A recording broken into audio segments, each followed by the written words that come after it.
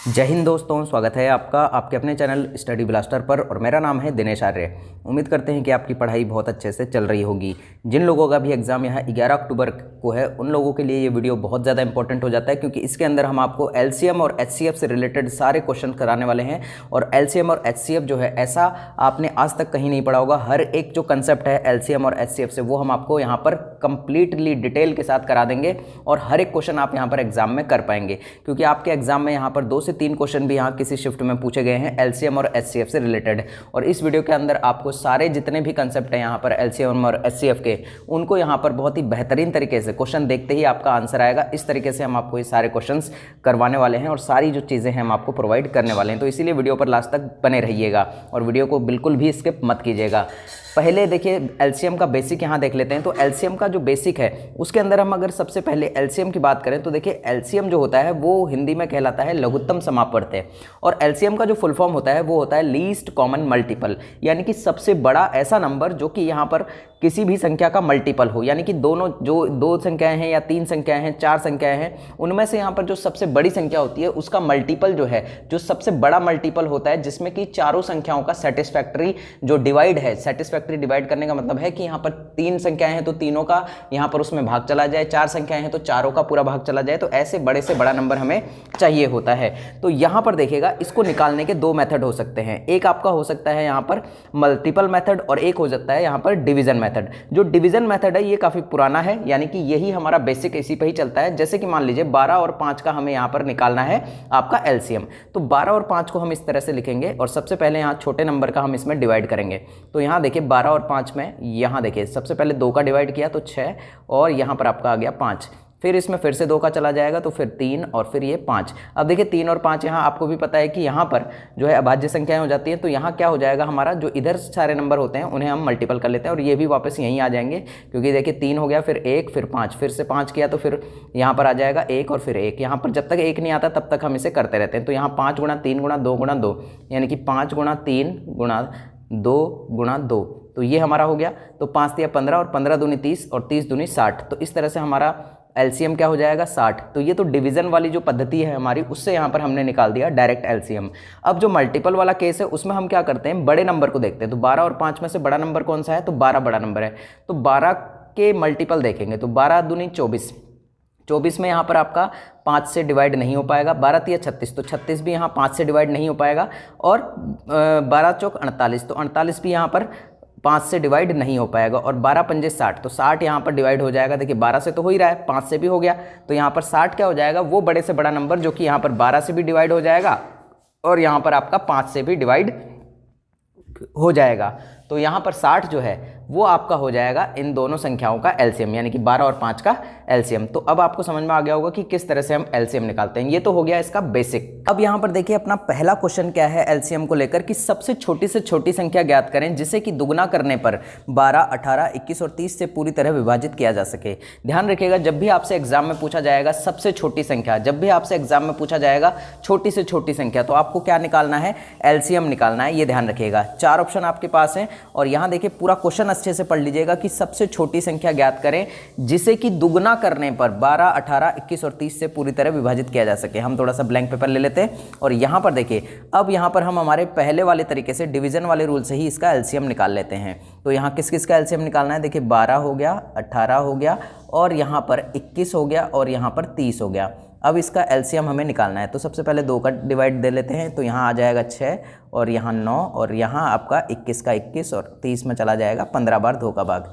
फिर से 2 का दिया तो यहाँ आ गया 3 और फिर आ गया 9, फिर यहाँ पर 21 और यहाँ पर आपका आ गया 15। अब यहाँ फिर 3 से भाग जाएगा, अब 2 से जाएगा नहीं, तो 3 एकम 3, 3 तिया 9 और फिर 3 सत्ते 21 और 3 पंजे 15। अब हमारे पास क्या बचा, 3, 7, 5, तो यहाँ 7 पंजे 35 हो गया। और यहाँ देखिए 2 दूनी 4, 4 तिया 12 और 12 तिया 36, तो यहाँ पर क्या हो गया हमारे पास फाइनली 36 गुणा 35। तो 36 गुणा 35 को अगर हम करेंगे तो हमारे पास आंसर आ जाएगा यहाँ पर 1260। अब देखिएगा क्वेश्चन को, 1260 आया है हमारा यहाँ पर एलसीएम। तो यहाँ देखिए क्वेश्चन क्या था उसको अच्छे से पढ़ लीजिएगा, क्योंकि क्वेश्चन यहाँ थोड़ा सा ट्रिकी क्वेश्चन है। तो यहाँ देखिए 1260 हमारा आ गया, तो अब 1260 में आप आंसर कर देंगे यहाँ पर बी, लेकिन यहाँ बी आपका आंसर नहीं होगा। देखिए क्वेश्चन को पढ़िएगा अच्छे से दोबारा से। तो 1260 तो हमारा एलसीएम आया है। अब देखिए यहाँ पर कि सबसे छोटी संख्या ज्ञात करें जिसे कि दुगना करने पर, क्वेश्चन क्या कह रहा है यहाँ से पढ़िएगा, जिसे दुगना करने पर 12, 18, 21 और 30 से पूरी तरह विभाजित किया जा सके। तो यहाँ 12, 18, 21 और 30 से पूरी तरह से विभाजित किया जा सके। डायरेक्ट ऐसा होता और यहाँ पर दुगना नहीं दिया हुआ होता ना, तो यहाँ 1260 आंसर आपका सही होता। लेकिन यहाँ पर कह रहा है कि जिसे कि दुगना करने पर, तो यहाँ देखिए 1260 कब दुगना होगा, तो 1260 में 2 का भाग दे लीजिए। तो यहाँ देखिए 6 और यहाँ 3 और यहाँ 0, यानी कि यहाँ पर जो आपका आंसर हो जाएगा वो हो जाएगा सी, 630। ठीक है, यहाँ पर देखिए ये जो शब्द था इसी ने यहाँ इस क्वेश्चन को घुमा दिया। तो यहाँ 630 का दुगना क्या होता है, 1260। तो यहाँ आपका एलसीएम तो 1260 है, लेकिन इस क्वेश्चन का आंसर क्या होगा, 630 होगा। और क्यों होगा ये भी आपको क्लियरली समझ में आ गया होगा। अब यहाँ देखिए अगला क्वेश्चन जो है हमारा कि छोटी से छोटी संख्या ज्ञात करें जिसे 12, 15, 20 और 30 से विभाजित करने पर प्रत्येक मामले में 3 शेष रहे, यानी कि प्रत्येक मामले में क्या शेष रहे, 3। अब जैसे ही मैंने आपको बताया कि छोटी से छोटी संख्या ज्ञात करने की बात की जाएगी, तो यहाँ पर आपको क्या निकालना है, 12, 15, 20 और 30 का क्या निकालना है, यहाँ पर आपको एलसीएम निकालना है, 12, 15, 20 और 30 का। तो डायरेक्ट आप इसे निकाल सकते हैं। देखिए सबसे बड़ा यहाँ पर मल्टीपल ले लीजिए 30, और 30 में यहाँ पर देखिए 15 का भाग जाता है, 20 का भाग यहाँ 30 में नहीं जाता है, 12 का भाग भी नहीं जाता है। तो 30 का दुगना करके देख लेते हैं, मल्टीपल देख लेते हैं। तो 30 का मल्टीपल देखते हैं, 30 गुणा 2 करेंगे तो 60 हो जाएगा। तो 60 में यहाँ 12 का भी भाग चला जाएगा, और यहाँ 15 का भी, और 20 का भी, और यहाँ 30 का भी भाग यहाँ पर 60 में चला जाएगा। तो यहाँ 60 इसका एलसीएम हो गया। लेकिन यहाँ क्या कह रहा है, देखिए क्वेश्चन क्या कह रहा है, आपके 4 ऑप्शन आपके पास हैं, तो आप यहाँ पर 60 लगाकर मत आ जाइएगा आंसर। क्वेश्चन क्या कह रहा है कि छोटी से छोटी संख्या ज्ञात करें जिसे कि 12, 15, 20 और 30 से विभाजित करने पर प्रत्येक मामले में 3 शेष बचे, यानी कि 3 शेष यहाँ पर बचना चाहिए। तो अब यहाँ पर ऑप्शन से भी आप इसे कर सकते थे। तो यहाँ ऑप्शन से देखिएगा आपका आंसर क्या हो जाएगा यहाँ पर, तो प्रत्येक मामले में 3 बचे। तो यहाँ पर देखिए अगर हम 60 में 3 जोड़ देंगे तो 63 हो जाएगा। तो 12 पंजे 60, अगर 63 में भाग गया तो यहाँ 3 बच गया। प्रत्येक मामले में 3, देखिए 15 चौकू 60, तो 60 में भाग गया लेकिन 3 बच गया शेष। इसी तरह से 20 तिया 60, तो यहाँ पर देखिए यहाँ पर 3 बार भाग गया और 3 शेष बच गया। इसी तरह से 30 दूनी 60, और 60 में पूरा पूरा चला गया लेकिन 3 शेष बच गया। तो 3 शेष जो बच गया, तो ऐसा कब होगा, जब ये संख्या 63 होगी, क्योंकि इसका एलसीएम जो है वो क्या आ रहा था, वो संख्या तो 60 थी, लेकिन उस संख्या में 3 जोड़ेंगे तो बन जाएगा 63। तो 63 एक ऐसा नंबर है जिसे कि 12, 15, 20 और 30 से विभाजित करने पर प्रत्येक मामले में क्या बचेगा, यहाँ पर 3 शेष बचेगा। तो हमारा आंसर क्या हो जाएगा, यहाँ 63 हो जाएगा। 60 आंसर मत मार के आ जाइएगा यहाँ एग्जाम के अंदर। अगला क्वेश्चन देखिएगा यहाँ पर कि सबसे छोटी संख्या ज्ञात कीजिए जिसे 12, 15, 20 और 54 से विभाजित करने पर प्रत्येक मामले में 4 शेष बचे। अभी पिछला क्वेश्चन जैसा करके आए हैं वैसा ही आपको यहाँ पर हिट करना है। ये क्वेश्चन भी देखिए ऑप्शन से भी डायरेक्टली कर सकते हैं आप इस क्वेश्चन को।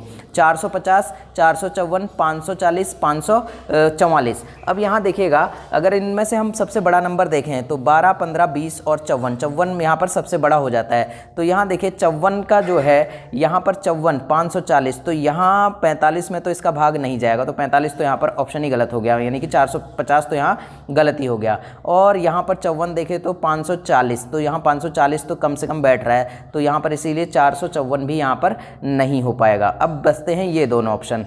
तो यहाँ देखिए 544 में तो यहाँ पर देखिए 540 के अंदर पूरा पूरा डिवाइड चल जाएगा, तो 540 भी यहाँ आंसर नहीं हो पाएगा, क्योंकि 540 में तो पूरा पूरा ही यहाँ पर 54 से डिवाइड हो जाएगा। अब कौन सा है, तो 54 को यहाँ पर देख लेते हैं। तो यहाँ देखिए 544 में यहाँ पर 54 का पूरा पूरा डिवाइड चल जाएगा और 4 शेषफल बचेगा। तो आंसर तो हमारा क्या हो जाएगा, यहाँ पर 544 हो जाएगा। और यहाँ 20 का भी भाग अगर आप इसमें देंगे तो भी यहाँ पर 4 ही बचेगा। 15 का भाग अगर इसमें देंगे तो भी यहाँ पर प्रत्येक मामले में आपका 4 ही शेष बचना है, क्योंकि 500 यहाँ पर 40 में 15 का भाग भी आराम से चला जाएगा और 12 का भाग भी यहाँ पर 540 में आराम से चला जाएगा और 4 शेषफल बचेगा। तो यहाँ पर 544 आपका आंसर हो जाएगा। और आप चाहें तो इसका डायरेक्टली जो है अपना यहाँ इसका आप जो है एलसीएम निकाल के भी इसे कर सकते हैं। तो एलसीएम आपका 540 ही यहाँ पर आएगा। ठीक है, अब अगला क्वेश्चन देखिए। यहाँ पर सबसे छोटी संख्या ज्ञात कीजिए जिसे 4, 5, 6 से विभाजित करने पर क्रमशः 1, 2, 3 और शेष बचे। यानी कि 1, 2 और 3 शेष बचे। पहले तो यहाँ पर सभी संख्याओं में क्या शेष बच रहा था? 3। अब यहाँ पर देखिए अलग अलग शेष, यानी कि 4 से विभाजित करेंगे तो 1 बचना चाहिए, 5 से विभाजित करेंगे तो 2 बचना चाहिए, 6 से विभाजित करेंगे तो 3 बचना चाहिए। तो आप डायरेक्टली ऑप्शन से भी कर सकते हैं, लेकिन जो इसका बेसिक तरीका है उसे पहले देख लीजिएगा कि 4, 5, 6 का आपको क्या निकालना है, यहाँ पर एलसीएम निकाल देना है। तो यहाँ देखिए 4, 5, 6 का अगर आप एलसीएम निकालेंगे तो यहाँ पर देखिए डिवीज़न वाली विधि से ही हम निकाल लेते हैं। तो 2 हो गया, फिर ये 2 हो गया, और ये 5, और ये आपका 3, और फिर यहाँ पर देखिए अब आपका इसमें डिवाइड 1, और ये 5, और ये 3। तो 5 दिया 15, और 15 दूनी 30, और 30 दूनी 60, यानी कि यहाँ पर एलसीएम क्या आ गया हमारा? 60 आ गया। बहुत आसानी से हो जाता है। तो 60 यहाँ एलसीएम हो गया। और यहाँ देखिए तो 4 - 1 3, यहाँ पर देखिए इसको, और 5 - 2 5 - 2, क्योंकि यहाँ देखिए 5 में से 2 घटा रहा है तो यहाँ पर 3, और 6 में से 3 घटा रहा है तो 6 - 3, तो यहाँ पर आ गया 3। तो यहाँ देखिए तीनों ही मामलों में 3 आ रहा है। तो यहाँ पर हम 60 में से क्या करेंगे? इस 3 को घटा देंगे। तो यहाँ कितना बच गया? 57। यानी कि 57 वो संख्या है जिसका भाग अगर दिया जाए तो यहाँ क्रमशः क्या बचेगा? यहाँ पर आपका 4 से भाग देने पर 1 बचेगा, 5 से भाग देने पर 2 बचेगा, और 6 से भाग देने पर 3 बचेगा। तो यहाँ देखिए आप चेक भी कर सकते हैं इसे। 57 में 4 का भाग गया तो यहाँ 1 बचा। 56 में पूरा पूरा भाग जाता है। 5 से भाग देंगे अगर यहाँ तो यहाँ पर 2 बचेगा। 55 में पूरा पूरा भाग चला जाएगा। इसी तरह से 6 से भाग देंगे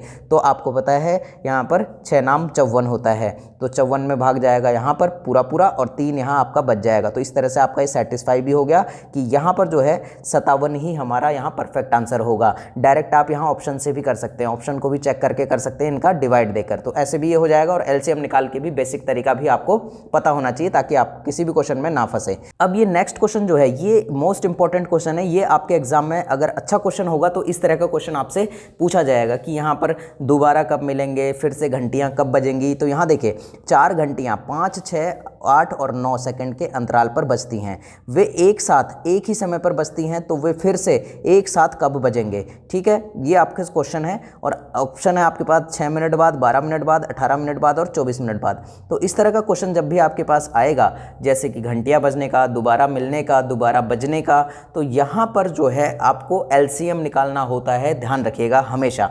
अब यहाँ देखिए आपको 5, 6, 8 और 9 इसका आपको एलसीएम निकालना है। इसका एलसीएम क्या हो जाएगा? अब मैं आपको यहाँ करके बता रहा हूँ, मैं डायरेक्ट आपको बता रहा हूँ कि इसका एलसीएम होता है 360। ठीक है, ध्यान रख लीजिएगा। एलसीएम क्या होगा इसका? 360 एलसीएम आ जाएगा। और 360 हमारे पास क्या है? ये देखिए 5, 6, 8 और 9 क्या है? ये सेकंड में है। ध्यान दीजिएगा क्वेश्चन को, ये क्या है? सेकंड में है।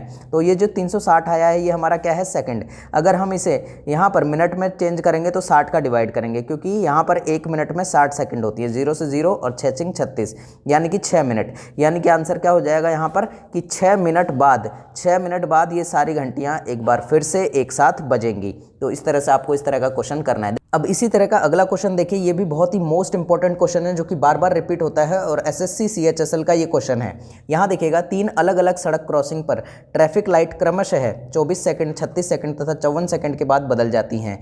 यदि सभी लाइट एक साथ 10:15 पर बदली जाती हैं तो किस समय पर वो एक बार फिर से एक साथ बदलेंगी? तो यहाँ देखिए क्वेश्चन आपको दिया हुआ है और टाइम आपको दिया हुआ है ये। तो इसे भी कैसे निकालना है? आपको यहाँ पर 24 सेकंड का, 36 सेकंड का और 54 सेकंड का क्या निकाल लेना है? एलसीएम निकाल लेना है। और इसका एलसीएम जो है वो हम आपको डायरेक्ट बता रहे हैं, हमने क्योंकि निकाला हुआ है, सॉल्यूशन किया हुआ है।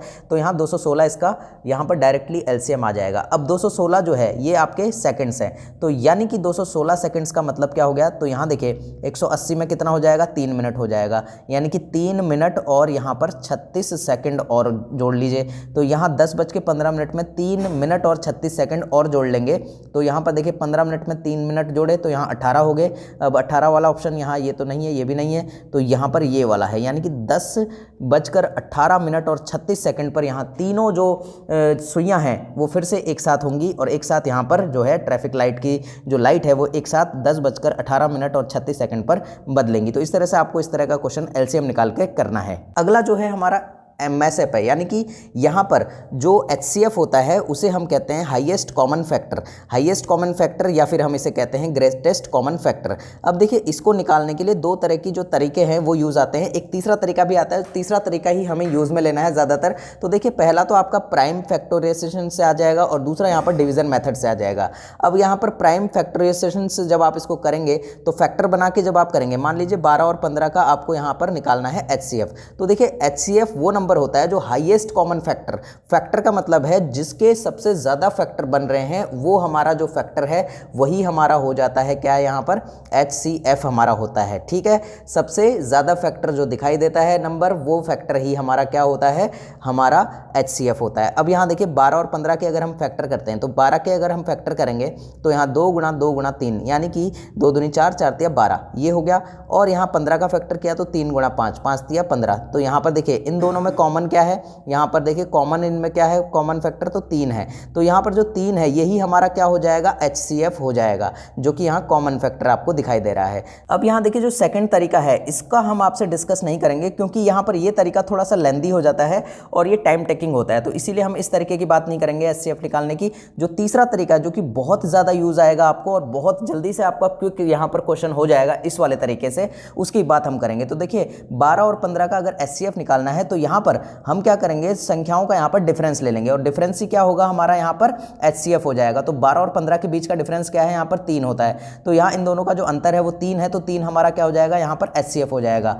अगर ये 3 हमारा HCF नहीं होता है तो इसके जो फैक्टर हैं यानी कि जो HCF इसका आएगा या तो 3 आएगा या फिर 3 से कम आएगा, कोई भी संख्या। यहाँ पर तो ये इसका 3 जो है पूरा परफेक्ट यहाँ पर HCF आ गया, लेकिन कई बार क्या होता है डिफरेंस यहाँ पर परफेक्ट HCF नहीं होता है, तो हम जो भी यहाँ डिफरेंस आता है उस डिफरेंस के क्या ले लेते हैं, फैक्टर ले लेते हैं, यानी कि उसके फैक्टर यहाँ लिए जाते हैं, उसके फैक्टर में से ही यहाँ पर आपका क्या हो जाता है, आपका HCF आ जाता है। अभी आगे जो क्वेश्चन है वो इसी बेस पर आएगा, तो वहाँ पर हम इस चीज़ को और ज़्यादा क्लियर आपको कर देंगे।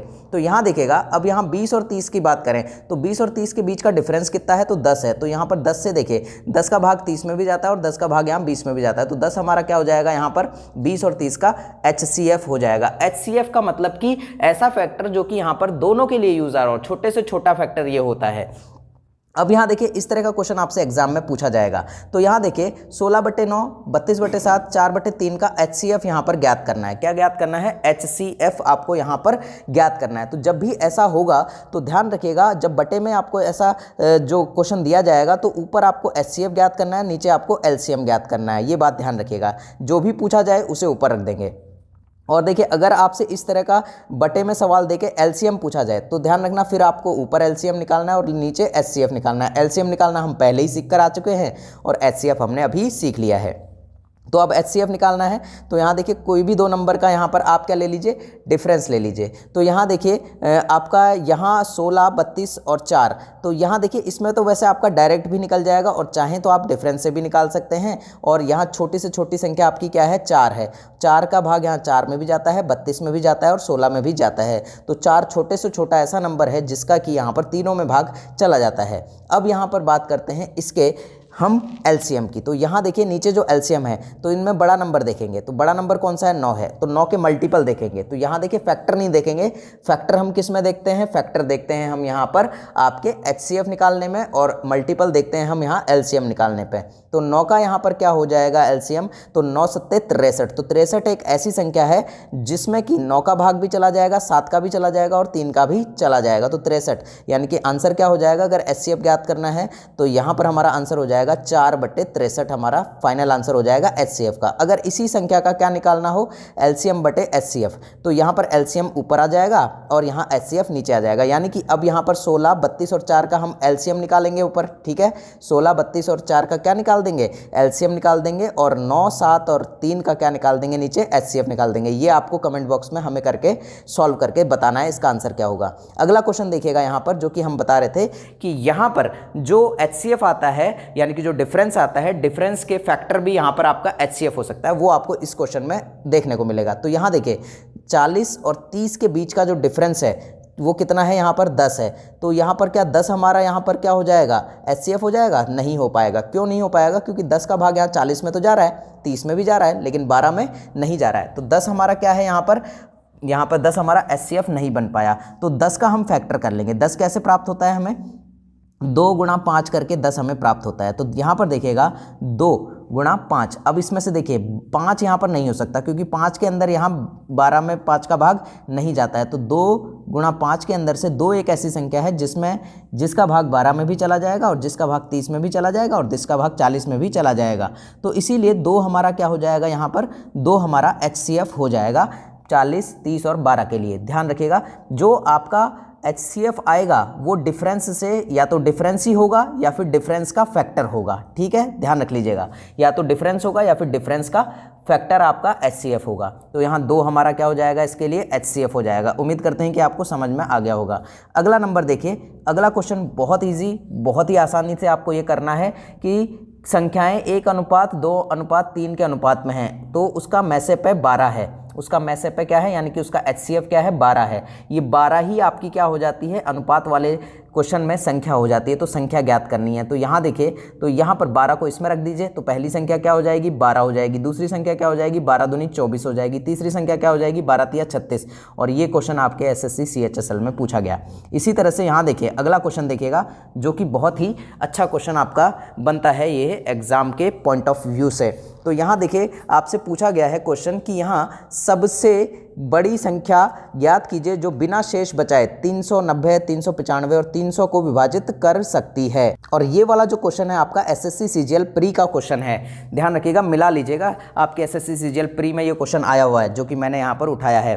और आपको एक चीज़ और बता दें कि यहाँ पर सबसे बड़ी संख्या जब भी आपसे कहा जाएगा सबसे बड़ी से बड़ी संख्या, सबसे बड़ी संख्या, तो हमेशा आपको क्या निकालना है, HCF निकालना है। और जब आपसे कहा जाएगा सबसे छोटी संख्या, छोटी से छोटी संख्या, तब आपको क्या निकालना है, LCM निकालना है। तो यहाँ देखिएगा 390 और 395 और 300। अब यहाँ डिफरेंस ले लीजिए किन्हीं भी दो संख्याओं का, जो कि यहाँ पर आपको डिफरेंस जो है कम लग रहा है, यानी कि डिफरेंस निकालने में जहाँ सहायता हो रही है, जहाँ आपको सुविधा हो रही है, उन दो संख्याओं का यहाँ आप क्या निकाल लीजिए, डिफरेंस। तो 390 और 95 का जो डिफरेंस है वो कितना आ रहा है, 5 आ रहा है। तो 5 एक ऐसा नंबर है जिसमें कि यहाँ पर देखिए 390 से भी डिवाइड है और यहाँ 395 भी 5 से डिवाइड है और 300 भी यहाँ पर 5 से डिवाइड है। तो 5 हमारा क्या हो जाएगा, यहाँ पर HCF हो जाएगा और 5 यहाँ पर आपका डायरेक्ट आंसर आ जाता है, यानी कि ए आपका यहाँ करेक्ट आंसर हो जाता है। बहुत ही आसान क्वेश्चन हो गया।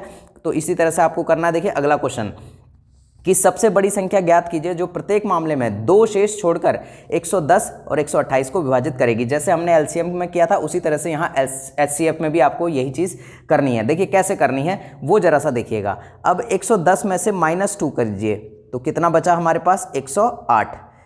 और इसी तरह से 128 में से -2 कीजिए, क्योंकि यहाँ देखिए क्या कह रहा है, प्रत्येक मामले में 2 शेष छोड़कर, तो यहाँ देखिए 126। अब इन दोनों का डिफरेंस ले लीजिए। इन दोनों का जो डिफरेंस है ये कितना आ रहा है, 126 और 108 का जो डिफरेंस है अगर हम देखें तो यहाँ पर जो ये डिफरेंस आ रहा है ये आ रहा है लगभग 18 का। कितने का डिफरेंस आ रहा है, ये 18 का डिफरेंस आ रहा है। तो यहाँ पर देखिएगा आपका जो यहाँ पर HCF होगा, यानी कि बड़ी संख्या आपको ज्ञात करनी है, तो यहाँ पर बड़ी संख्या आपकी क्या हो जाएगी, तो 18। देखिए यहाँ पर 18 से यहाँ पर 108 भी डिवाइड हो जाता है और 18 से यहाँ पर 126 भी आराम से डिवाइड हो जाता है, पूरा पूरा भाग चला जाता है। तो 18 हमारा क्या हो जाएगा, यहाँ पर आंसर हो जाएगा, यानी कि 18 हमारा इस संख्याओं के लिए क्या हो जाएगा, HCF हो जाएगा। क्लियर हो गई ये बात भी। 2 शेष छोड़कर था तो यहाँ पर हम उसमें से घटा लेंगे। ऐसे ही देखिए अगला क्वेश्चन देखते हैं। अगला क्वेश्चन यहाँ देखिएगा, बड़ी से बड़ी संख्या ज्ञात कीजिए जिसमें 134 और 59 और 184 में भाग देने पर प्रत्येक दशा में 9 शेष बचे। अब यहाँ पर प्रत्येक दशा में कितना शेष बचना चाहिए, तो प्रत्येक दशा में आपके यहाँ पर 9 शेष बचने चाहिए। तो यहाँ देखिए 134 - 9 कर लेंगे, थोड़ा सा छोटा लिख लेता हूँ मैं, 134 - 9 और यहाँ पर 59 - 9 और यहाँ पर 184 - 9। तो यहाँ 134 में से 9 घटाए तो कितने बच गए, 125 बच गए। और 59 में से 9 घटाए तो कितने बच गए, यहाँ पर 50 बच गए। और यहाँ पर 184 में से 9 घटाए तो 175 बच गए। अब यहाँ पर देखिए डिफरेंस ले लेते हैं। तो यहाँ देखिए 175 और 125 का डिफरेंस ले लेते हैं। तो 125 और 175 का जो डिफरेंस है वो कितना है, यहाँ पर 50 है। तो देखिए 50 का भाग यहाँ पर 175 में नहीं जाएगा, 50 का भाग यहाँ 125 में भी नहीं जाएगा। हालांकि 50 का भाग यहाँ 50 में तो चला जाएगा। 3 आए थे ना नंबर हमारे पास, क्या क्या आए थे, 125 और यहाँ 50 और 175। तो देखिए अब क्या करेंगे, 50 के फैक्टर ले लेंगे। मैंने आपको कहा था ना, जो भी यहाँ डिफरेंस आएगा उस डिफरेंस, या तो वो डिफरेंस ही आपका HCF हो जाएगा या फिर उस डिफरेंस के फैक्टर आपके यहाँ पर HCF हो जाएगा। तो यहाँ 50 को अगर हम फैक्टर करें तो 2 गुणा 25 हो जाता है। अब जो 25 है, इस 25 में देखिए, इस 25 का भाग जो है 125 में भी चला जाएगा, 50 में भी चला जाएगा और यहाँ पर 175 में भी चला जाएगा। तो हमारा यहाँ पर क्या हो जाएगा, HCF 25 हो जाएगा। तो हमारा आंसर क्या हो जाएगा, यहाँ पर आपका आंसर यहाँ होने वाला है 25। तो आपका आंसर यहाँ 25 हो जाएगा। क्लियर हो गई ना, बहुत आसानी से क्वेश्चन हो जाएगा। अगला देखिएगा, यहाँ पर एक और क्वेश्चन करते हैं इसी तरह का। सबसे बड़ी संख्या ज्ञात करो जिसको 213, 263, 313 से भाग देने पर प्रत्येक दशा में यहाँ पर 13 ही शेष बचे। तो यहाँ देखिएगा, इस क्वेश्चन को भी उसी तरह से करना है, प्रत्येक दशा में 13 ही बचे। तो यहाँ देखिए डायरेक्ट भी आप इसे कर सकते हैं। तो यहाँ क्या आ गया, 200, और यहाँ क्या आ गया, यहाँ पर 263 में से अगर 13 घटा दिए तो यहाँ पर 250, और यहाँ पर क्या आ गया, 300। तो यहाँ देखिएगा, अब डिफरेंस देख लीजिए। अब यहाँ देखिए 250 और 200 का जो डिफरेंस है वो कितना है, 50 है। अब 50 एक ऐसा नंबर है, देखिए 50 का डिवाइड 200 में भी चला जाएगा, 250 में भी चला जाएगा और 300 में भी चला जाएगा। तो 50 ही हमारा क्या हो जाएगा, यहाँ पर आंसर हो जाएगा। बहुत ही आसान क्वेश्चन हो गया, देखिए कितनी आसानी से हो जा रहा है। अब यहाँ अगला क्वेश्चन देखिए, किस बड़ी संख्या से 60, 82 तथा 126 में भाग दिया जाए तो प्रत्येक दशा में समान शेष बचे। आप चाहें तो इसे ऑप्शन से भी कर सकते हैं और आप चाहे तो इसे HCF निकाल कर भी कर सकते हैं। तो यहाँ डिफरेंस देखिए, 60 और 82 का डिफरेंस कितना हो गया, 22 हो गया। और 22 में देखिए, आप यहाँ पर देखिए प्रत्येक दशा में क्या बचाना है, यहाँ पर समान शेष बचाना है। तो यहाँ देखिए 22 से अगर हम यहाँ पर, अब यहाँ पर देखिए ऑप्शन से कर लेते हैं, 22 से अगर हम 60 को डिवाइड करेंगे तो यहाँ पर 22 दूनी 44 होता है, तो 16 शेष बचा। और इसी तरह से 22 में अगर यहाँ 82 में अगर 22 का भाग दिया तो यहाँ पर देखिए तो कितना, 66 में तो चला जाएगा 3 बार और फिर से क्या शेषफल बचेगा, 16। तो यानी कि ये भी सेटिस्फाई हो रहा है कि समान शेष बच गया 2 में। अब तीसरे में भी भाग दे के देख लेते हैं, और यहाँ पर 22 पंजे 110 होता है, तो 110 में यहाँ पर पूरा पूरा भाग चला गया और लेकिन 16 फिर भी बच गए। तो यानी कि 22 ही वो संख्या है जिसको कि यहाँ पर अगर भाग दिया जाएगा, जो सबसे बड़ी संख्या कौन सी है, 22 ही सबसे बड़ी संख्या है, जिसमें कि अगर जिसका भाग 60 में, 82 में और 126 में दिया जाएगा तो यहाँ प्रत्येक दशा में 16, 16, 16, यानी कि यहाँ पर समान शेष बचेगा। तो इस तरह से आप डायरेक्ट ऑप्शन से भी इस क्वेश्चन को एग्जैक्ट सही कर सकते हैं, और चाहें तो आप इसका HCF भी निकाल सकते हैं। इन दोनों का डिफरेंस जो है 22 है और फिर इन दोनों का डिफरेंस जो है वो 44 है, फिर इन दोनों का डिफरेंस आप निकालिएगा 22। तो इस तरह से देखिए आपका यहाँ से क्या आ जाएगा, फिर दोबारा से डिफरेंस आपका निकालेंगे तो दोबारा डिफरेंस आप जब निकालेंगे तो यहाँ आपका 22 आ जाएगा। तो इस तरह से भी डायरेक्ट आप कर सकते हैं, ऑप्शन से भी डायरेक्ट आप इस क्वेश्चन को बना सकते हैं।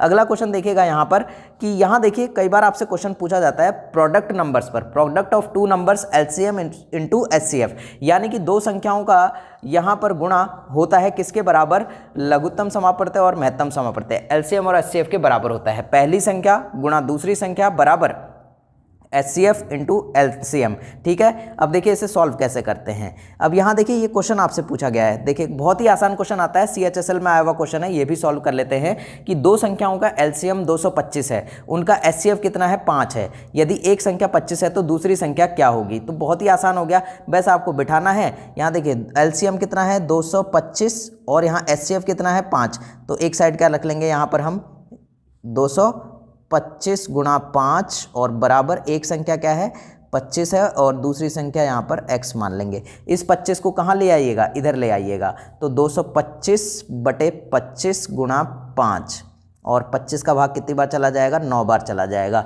ठीक है। कितनी बार, 225 में 9 बार, और 9 पंजे 45। तो डायरेक्ट आंसर क्या हो जाएगा हमारे इस क्वेश्चन का, 45 हो जाएगा। इसी तरह से देखिए अगला क्वेश्चन आपको करना है जो कि अनुपात वाला। अब देखिए 2 संख्याएं 3:5 में है और उनका HCF 7 है। याद कीजिए वो पहला वाला क्वेश्चन, जब हम स्टार्टिंग में हमने चैप्टर स्टार्ट किया था, ये वाला अभी HCF हमने स्टार्ट किया था जहाँ से, और हमने आपको बताया था कि यहाँ HCF जो है वही क्या होता है, संख्या होती है, और इस संख्या को अनुपात वाले में गुणा कर देना है। तो संख्याएं क्या हो जाएंगी यहाँ पर, 7 या 21 और 7 पंजे 35। तो संख्याएं ज्ञात हो गई और उनका योग बता दीजिएगा, संख्याओं के बीच का अंतर बता दीजिएगा, डायरेक्ट क्वेश्चन है।